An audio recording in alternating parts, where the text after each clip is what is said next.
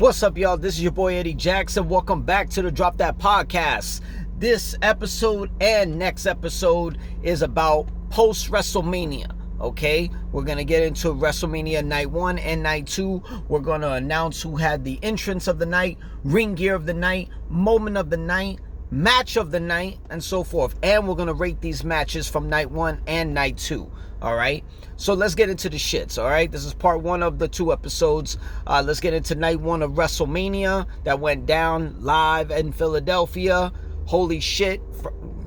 First night was cold as fuck. Second night was chilly as fuck.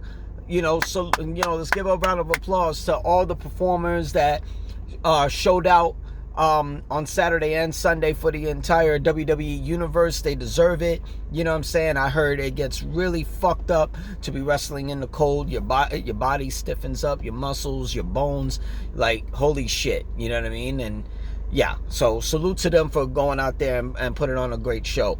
And I agree. Best WrestleMania in the last 15 fucking years. Is it the greatest of all time? That's debatable. But definitely last 15 years, this was the best WrestleMania. So let's get into it. Match 1. It's the 6-pack tag team title ladder match. Now, I made my pick on the segment Who You Got on our last episode, and it came down to I fucked up because I didn't understand the rules that they were doing. Apparently they were splitting up the Raw and the SmackDown Tag Team Championships. I didn't know that. I thought, we're going to continue on with the Undisputed Championship, or we're going to mold both belts together and fucking make a black belt or something like that. Apparently we're going back to the Raw and SmackDown separate Tag Team Championships. I picked Awesome Truth to win the Tag Team Championship. I was partially right because they are the new Raw Tag Team Champions. So salute to Awesome Truth. And the new SmackDown Tag Team Champions turned out to be Grayson Waller and Austin Theory. Holy shit, they got something going on over there in SmackDown. Got to give props to them. Let me see. And I gave that match out of 5 stars. I gave that a 5-star fucking match. That was a great match. Let's get into Jade Cargill, Bianca Belair, Naomi versus Damage Control's Dakota Kai, Asuka, and Kiara Sane. I did say this was going to be like a really good showcase for Jade, Naomi, and Bianca to show what they got, because ain't no fucking way Damage Control is going to win that match. No fucking way. You're out of your goddamn mind. They pulled off the win. Those were my picks, so that was a no-brainer. I rated that as a 3 because it was too predictable.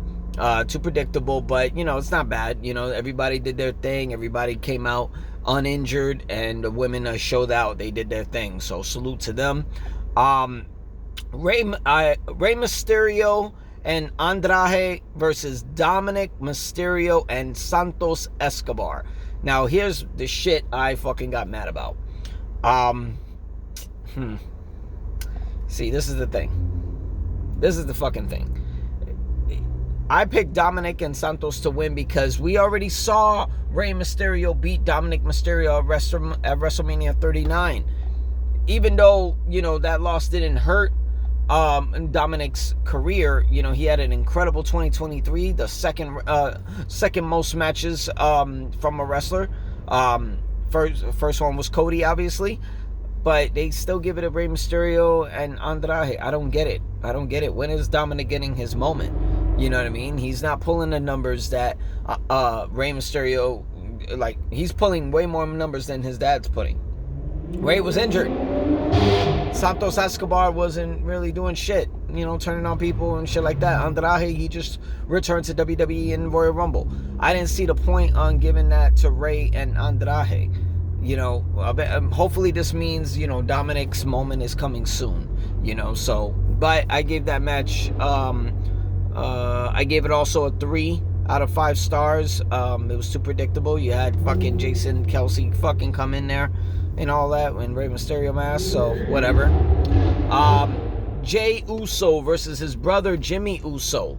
Now, I was very highly anticipated about this match because of the simple fact that this is the third time in 30 years that a real-life brother versus brother match, You know what I mean? The first two were Owen Hart and Bret Hart. Second one was Matt and Jeff, the Hardy Boys, and all the heels. Matt Hardy won, Owen Hart won. So I thought they were gonna switch it up this year. You know what I mean? Give it to the babyface brother, and apparently they did.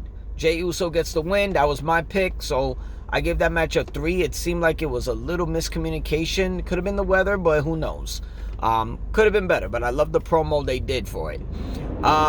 Second one would be Gunther versus Sami Zayn. I picked Sami Zayn to break the fucking record and become the new Intercontinental Champion. That's his 4th title reign, so salute to Sami Zayn. I gave that match a 4. I think there was a lot of delays in it, but it's not bad. A 4 is a real good number for it. He got to show out in front of his wife, his son. Good moment for Sami Zayn. He deserves it. Good title reign for Gunther. Longest reigning Intercontinental Champion in history. And yes, I gave that a 4.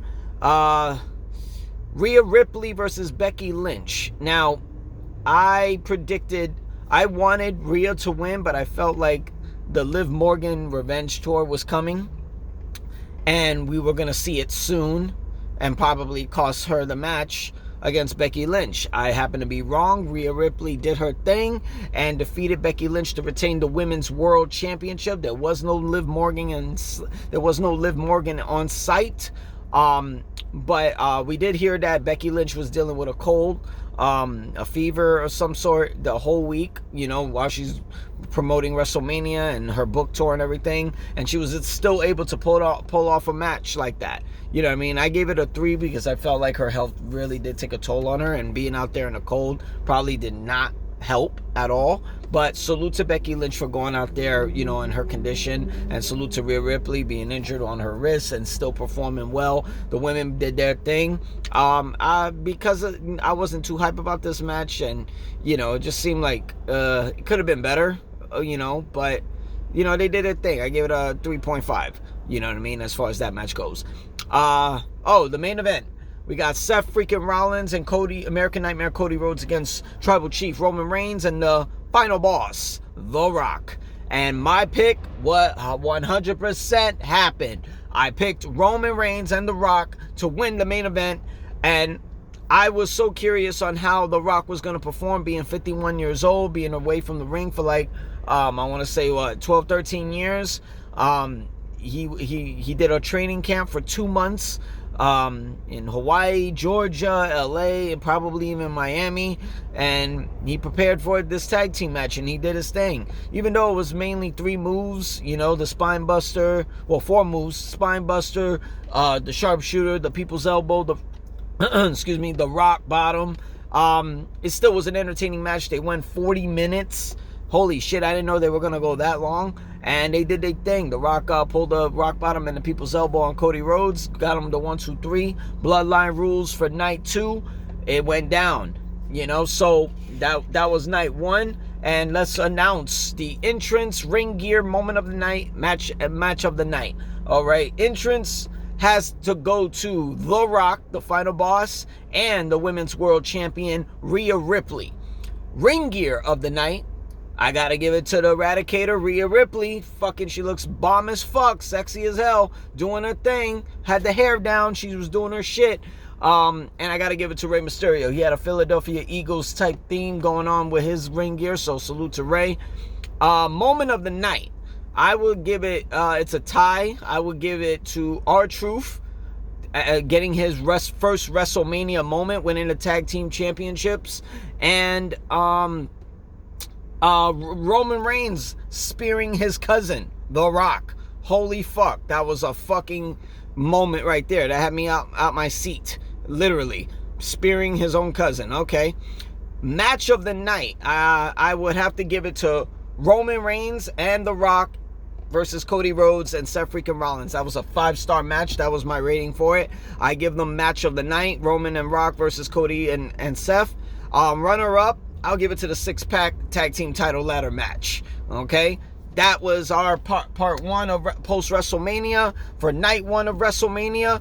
Want to salute to our sponsor, Layback TV. Thank you guys. You can find us on youtube.com/ at Drop That Podcast.